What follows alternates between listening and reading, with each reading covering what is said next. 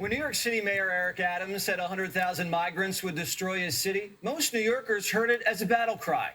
It was the first time a Democrat had ever been so bold. Democrats were walking through a third world country in Midtown and pretending everything was fine. Well, the mayor realized we were going bankrupt and the sanctuary city dream was dead. But today, Alexandria Ocasio-Cortez held a press conference in Midtown Manhattan, the heart of the migrant crisis, to declare no, the sanctuary city dream lives on. And suddenly AOC had walked into a war zone. Close the border! States of America! Yeah, that's it. What is there? What is this here then? Yeah, barriers for who? For who? For us? The city's on edge. This is not a crowd to lie or lecture to. We seek to do, and what we seek to do is to make sure that all the resources are necessary and that we are joining with the city and state administration. Most real New Yorkers, we don't do photo ops. We don't have time. This isn't Washington, D.C. You don't come to New York City, plant a mic, and tell you, we're better than you, and that we need to be more compassionate and understanding. New York's been pretty compassionate with the migrants so far. We've been paying for $500 a night hotel rooms. We gave them Xboxes, flat screens, cribbage. They don't even play cribbage. We've been doing their laundry for them. We even cooked culturally appropriate food for them after they threw away our PB&Js. And now they're getting free education and free health care. And they're paying no taxes, but for us, we pay the IRS half. AOC has ignored New Yorkers at her own political peril, and now she's not welcomed in her own town.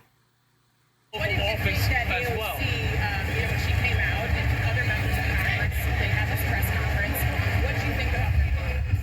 They will never be allowed to walk down the streets again.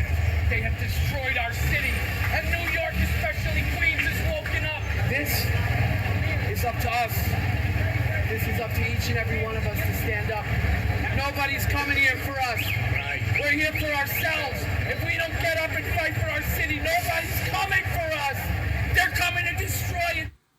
AOC, who can waltz in anywhere she wants, Hollywood, the U.S. Capitol, Miami during the pandemic, can't walk around New York without getting chewed out by the people who love this city, because she clearly doesn't. The Congresswoman's been exposed. Primetime was in her district just a while back, and she's just a selfish no-name there. Can you tell me who represents you in Congress? Does AOC sound familiar? No. Hello. Never heard of her. Who's AOC? What would you say AOC stands for? What do you think AOC stands for? A shelf? The press may know AOC, but the people don't. The politicians know her, but real New Yorkers don't know who she is, and if they do, they don't like her.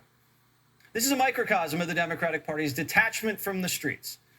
Pontificate about the blessings of Bidenomics, but once you walk the sidewalk, step out of your town car, it's not resonating. Jerry Nadler joined AOC in declaring the wonderful virtues of sanctuary cities. An ancient congressman who should know better.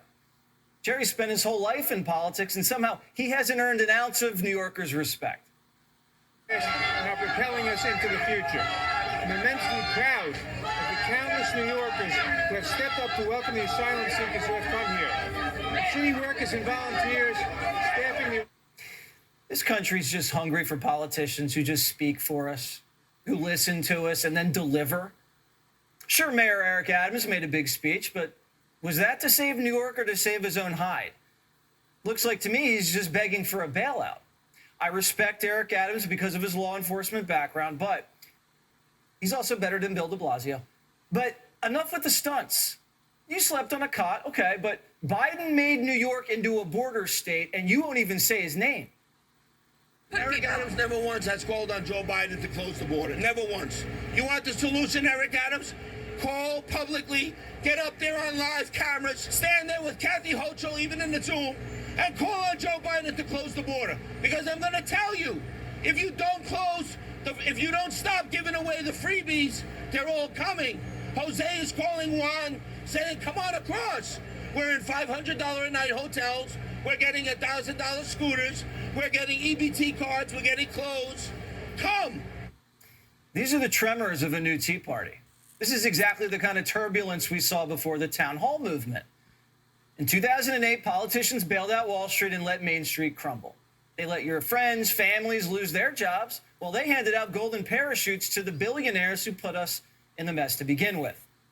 Average Americans were sold out for corporate and political interests, and the effect of that was a reckoning for Democrats. It forced a major swing in power in D.C. But this time, we're not just seeing this anger build up in swing states in the Midwest. We're seeing anger build up in the most liberal factions of America. Cities like New York. They want change, and they've realized the blue ticket's not going to give them that. We could be seeing another major reckoning for the Democratic Party, a turning point in American history. Hey, Sean Hannity here. Hey, click here to subscribe.